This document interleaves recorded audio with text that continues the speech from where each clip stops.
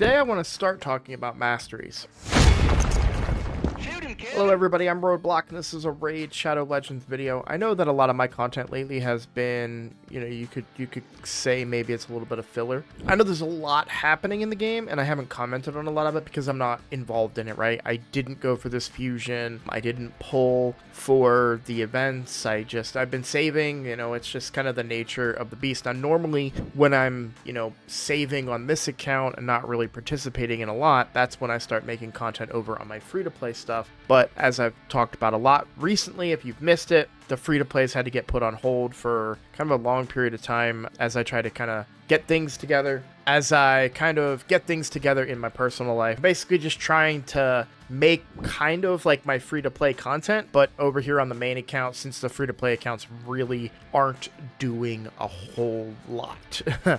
So, today, I really wanted to talk about Masteries, because Masteries are one of the more complicated things in the game. And why is this relevant? Well, I've been doing a lot, as I talked about in my most recent video, I've been doing a lot of Minotaur, and I was doing a lot of Masteries on a lot of different champions today, trying to get them prepared for use in other areas of the game. So I really wanted to kind of focus in on Masteries. Now, my plan, as we are already, 2 minutes into this video, listen up, I just got a new promo link that you can use to follow along with me on my latest free-to-play adventure and get a free Elenaril, as well as 3 more powerful epics as you level up. Here's how to do it. Log out of Play and Play and uninstall. Click the link in the description and register with a brand new email. Launch Raid and complete the tutorial. Go to your inbox and claim your first champ. Don't miss out on your chance to get Elenaril right after signing up, as well as Fayne, Uugo, and Tagoar as you progress through Raid. Click on my link right now and let's crush this together. My plan is to kind of talk about maybe over the next couple of days. So we're going to focus today on the offense tree. If I can't really get through that today, if I'm long-winded and take too long, then it'll be a 2-parter. But I do kind of want to take time to focus on a lot of the masteries, talk about the good, talk about the bad, and kind of some of the builds that I use and some of the other strategies I use. And so while we're talking about strategies, one of the first things that I'm going to recommend, and I want to be clear about this, when I say that I recommend it as a starting place. I don't necessarily recommend just taking on blanket overall mastery guides. So if you just type in a champion, like for me, I just typed in Commodus Hell Hades. That takes me to Hell Hades' website, which is this right here. And they have a detailed breakdown on Commodus. They give him 4-star overall. I actually think he should be a little higher than that, but that's just me. And you can come down here and you can look at their mastery recommendations. Now for mythical champions, they're going to recommend a base form masteries, alternate form masteries, and then they have base form for PvP, alternate form for PvP, and alternate form / tank, which is another one of their concepts. This is how they would build the champions. Now, they're not always going to have like 3 or 2. Some champions might just have 2 or 1, but that is kind of how they do the breakdown. Now, you can also change the blessings and see what blessings they recommend if you rotate those. But we're here to talk about masteries today. And kind of why I want to say, don't necessarily, go all in on this is because it really depend on what you're looking to do. How are you looking to achieve what you're wanting to go with? And so, for example, with Commodus, right, I kind of did a hybrid of some of their builds. So I like the idea of him counterattacking with the A1 in his alternate form, which is where I mostly use him. But I definitely wanted the accuracy from here. And of course, Lure of Steel really helps me hit some of those values for myself when I'm using the pinpoint set. And so 438 accuracy is what I end up with at the end after all of the benefits from masteries. But yeah, the main reason I want accuracy on him is for landing the bombs, and I don't need that much because I can ignore resistance, and truth be told, I don't really meet that many champions that I don't land bombs on outside of like a Mithrala. We're not here to talk just about Commodus. I wanted to mention that tool for you guys so you know it's available to you. I like to use it as like a template. I like to go in and say, okay, I kind of want these things, and then we can kind of make alterations as we see fit, because every champion is going to be different. How you're going to use that champion is going to be different, and we'll break that down here. So I've got my Mezamel here. Like I said, we're going to focus on the offense trees, so let's just compare the first two. And just as like a real trend for you, you can kind of see that we're going with that one on the right for the most part when we're going in this tree. So that's this one, it's the sword, right? So you can see that anybody that has damage one is almost always picking that, right? And so let's talk about why. The two options are attack by plus 75 or crit rate plus 5%. 75 attack is not as valuable as 5% crit rate. And it's important to remember that we can't enchant crit rate. There's a few sets that give you extra crit rate if you're in a pinch, but for the most part, crit rate is pretty hard to come by. And if you're trying to get 100% crit rate, 5 crit rate can go a very long way. So, you know, going for that attack one, I think is almost always a mistake. Now, there is an argument for bomb champions, specifically ones that use attack, because obviously Commodus uses his HP. Okay, well, but in the case of bomb champions, you could make that argument, right? Because crit rate, you're not going to want to really worry about crit rate. Now, in some cases, you may want to also do damage with those bomb champions and not rely solely on those bombs. But for something like Nishak, at least for me, if I was to go offense tree, I would probably go with the attack mastery, because that'll increase the bombs more than what crit rate does if you're not going for 100% crit rate. But if you have a champion that you are going 100% crit rate, you're almost always going with deadly precision. Now, let's move on to kind of the next wave here. Heart of Glory increases damage inflicted by 5% when attacking with full HP. Keen Strike, crit damage plus 10%. You're almost always going that. Shield Breaker increases damage inflicted to shield buffs on targets by 25%. Grim Resolve increases damage inflicted by 5% when attacking with 50% HP or less. So let's compare this row. Okay, Heart of Glory makes a lot of sense in the go first team concept, right? Because if you are attacking with full HP, well, you're always attacking with full HP when you're going first. So if you have a go first team, you're going to do 5% more damage, and that could be a big chunk. That could be the difference between taking out a really tanky champion and not sometimes, right? We've all had those moments where you throw your big hit out and somebody survives with a sliver of health. So maybe that 5% could make that difference. Keen Strike, you're almost always going Keen Strike. It's 10% crit damage. It's in the middle, so it really gives you access to a lot of different other trees. Like you can go left or right with that. And again, crit damage is another thing that we can't really gain a whole lot of extra because we can't enchant it. So it's very valuable to get that extra 10%. So I'm almost always going Keen Strike in most of my builds.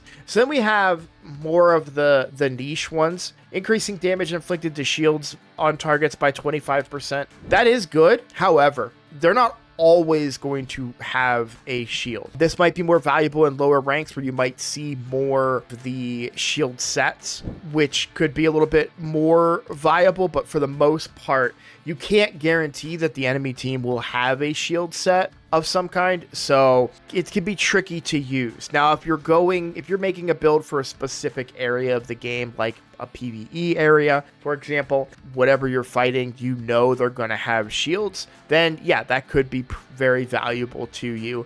But also keep in mind that if it's not a protected shield set, then you can just strip those shields sometimes, which a lot of our debuffers now strip. So that's going to inconvenience you if you're going this, because you'd probably prefer that 5% damage than 0% that this would provide if you take off their shield set, right? So keep that in mind. Grim Resolve increases damage inflicted by 5% when attacking with 50% HP or less. Can't really think of too many champions that this will be valuable on. Maybe Leorius, right? Because you would get a big chunk, and Leorius tends to get taken down to very low health, and then finally getting a turn due to the unkillable nature. But one of the problems that I would say, like for the champions that this is good, it's all the way over here on the right side, and it might be isolated from other ones that you might want to go with on the champion, and that can be kind of frustrating. And so, yeah, I'm not sure that I don't really ever pick Grim Resolve. There may be certain niche champions where this one's really good, ones that will tend to be doing damage with low HP, but for the most part, I would probably prefer Heart of Glory over that. I'm almost always taking Keen Strike. All right, so now we move down to tier 3. We have Single Out, increases damage inflicted to targets with less than 40% HP by 8%. Life Drinker, heals by 5% of damage inflicted when attacking with 50% HP or less. Whirlwind of Death increases speed by 6 for each enemy killed by this champion, stacks across each round in a battle up to 18 speed. And Ruthless Ambush increases damage inflicted by 8% for the first hit on each enemy. I see a lot of different builds. I would say, like, I see Single Out often used in PvE, for example.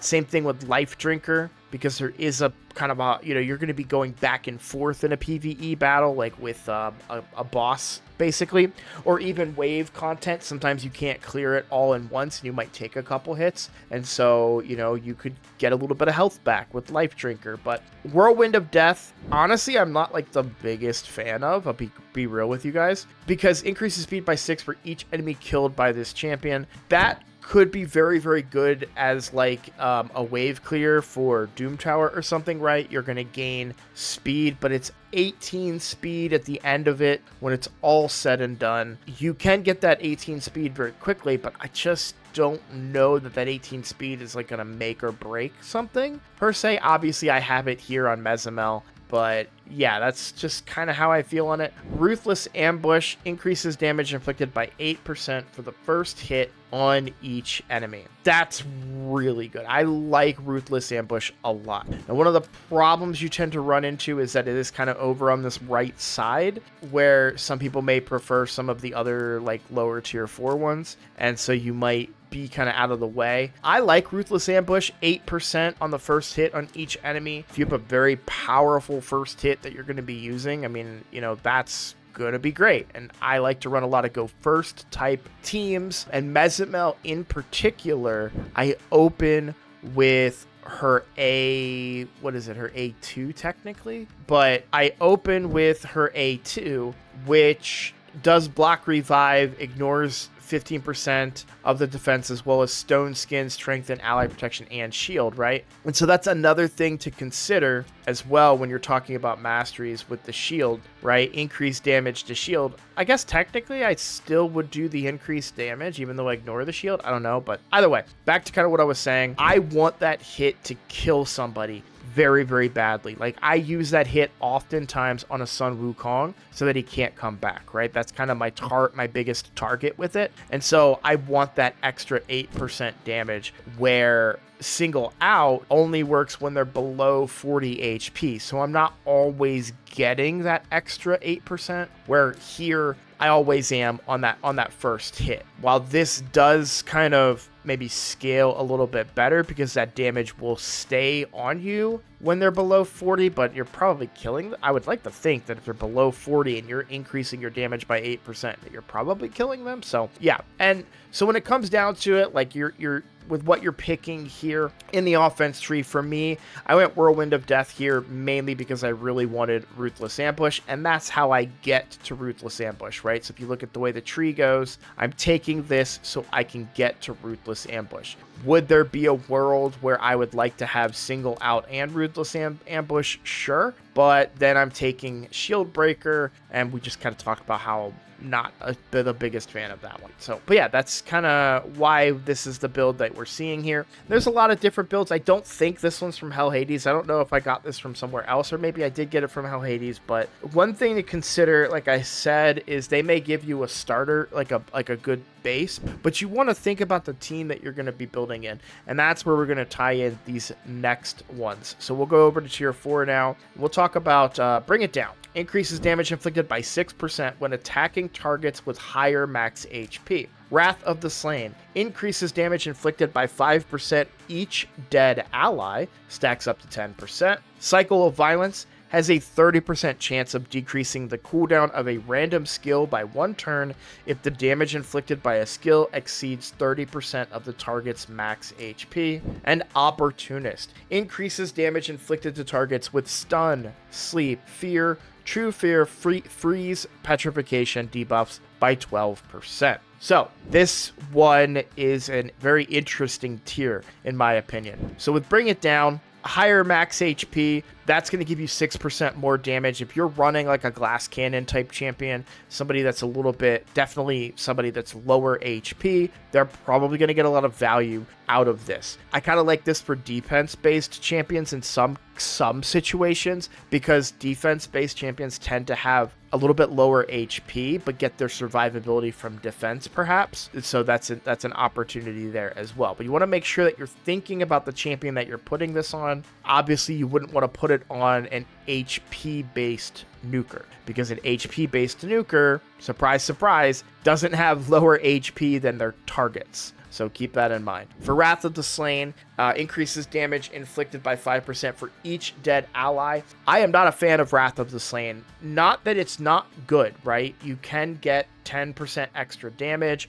on your nuker or damage dealer. I don't like it because it relies on your allies dying, which I find to be kind of like silly, right? You don't really want your allies to die so that you can do extra damage. However, this can be really, really good in certain situations where you're gearing up for people to die, right? If you're bringing food along, you can gain 10% extra damage on whatever champion that you want if you're bringing in food that's just going to kick the bucket, right? So there is some value in Wrath of the Slain, depending on where you're using it. From a PvP perspective, I don't know that it matters that much to me. With Cycle of Violence is an interesting one, because Cycle of Violence sounds pretty good, and you probably, like for PvP and wave clear, you're probably doing 30% of somebody's HP in an attack. So that could be pretty valuable in that particular case.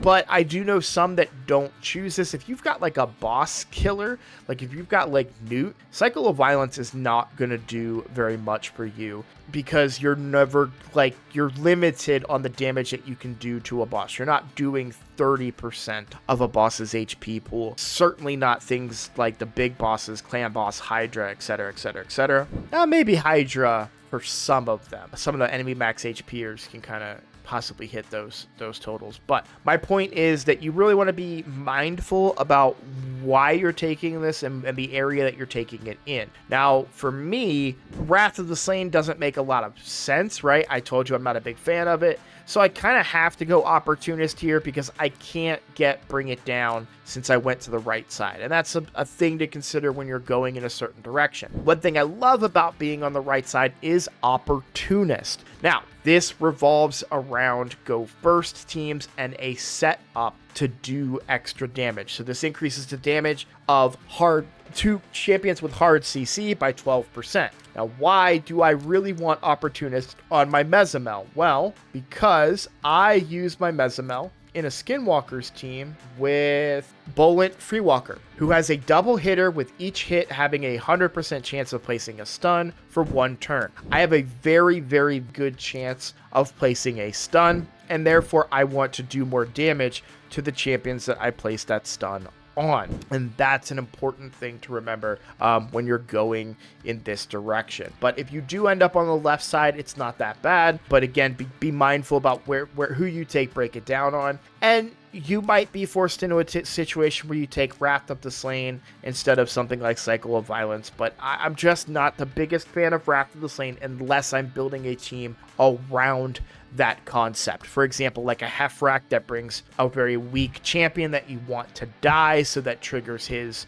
automatic A2. Wrath of the Slain is probably very good in those circumstances, because you're guaranteed to give yourself an extra 5%, or even 10 if you're bringing 2 allies that you want to die. So there are strategies around it, but you just want to be mindful about, does this strategy apply to what I want to do with this champion. So like I said, Opportunist is one that's very, very important to me because I know that I'm going to be setting her up with stun so I want that extra damage. I think we have enough time to finish this out, so we'll go with these last two sections here. So here we have Methodical, increases the damage inflicted by this champion's default skill by 2% each time it is used during battle, stacks across each round in a battle up to 10%. Kill Streak increases damage inflicted by 6% in arena and siege battles, and 3% in all other locations per each enemy killed by this champion in battle. Stacks across each round in a battle up to 12%.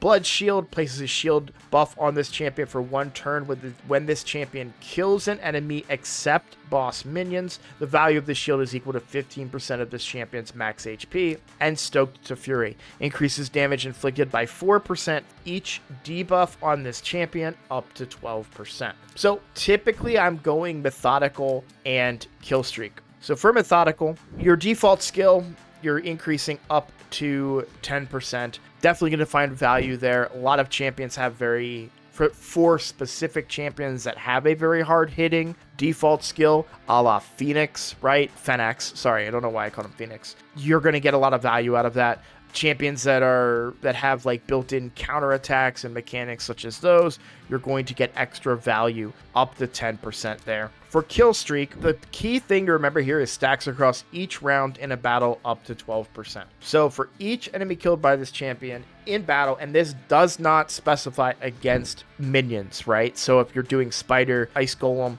right, like you'll get that you'll get value from this.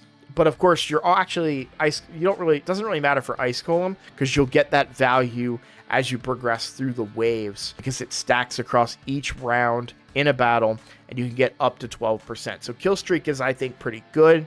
What's interesting is the increased damage inflicted by 6% in arena and siege and 3% in all other locations. So it's slower to build up in PvE content, but you can still both scenarios still get to 12%. So that's going to be better for you. I like Kill Streak. I tend to go with these two. When it comes to Blood Shield, you only get the shield if you kill a minion. So where do you really want a shield, right? That's 15% of your HP as well. Scarab, but that doesn't work in Scarab because there's no minions to kill in Scarab. Really, Blood Shield, I don't think is very good. I don't pick a Blood Shield almost ever, to be completely honest, because I don't get a lot of value out of it.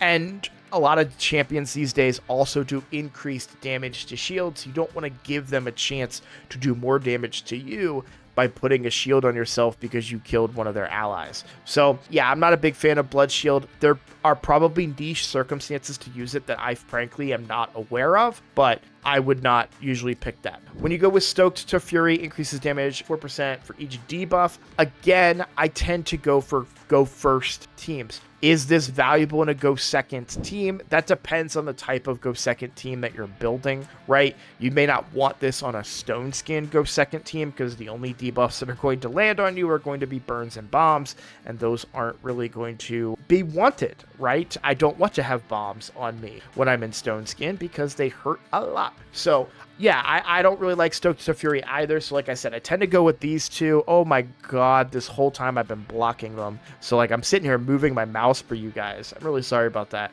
I'm not going to re-record this because it's late. But yeah, I'll remember that for future ones. But I hope you guys were at least getting to read the text on the screen. I'll move myself over here so you guys can at least read the text on the screen. Worst case scenario, I'll have my editor, who, you know, will love this idea, I'm sure, screen grab this stuff and put it on over top where you guys can see it. So sorry about that. I did not realize it until I just happened to glance over at my screen. So at the very least, you guys were seeing these pop up, so that's good. Okay.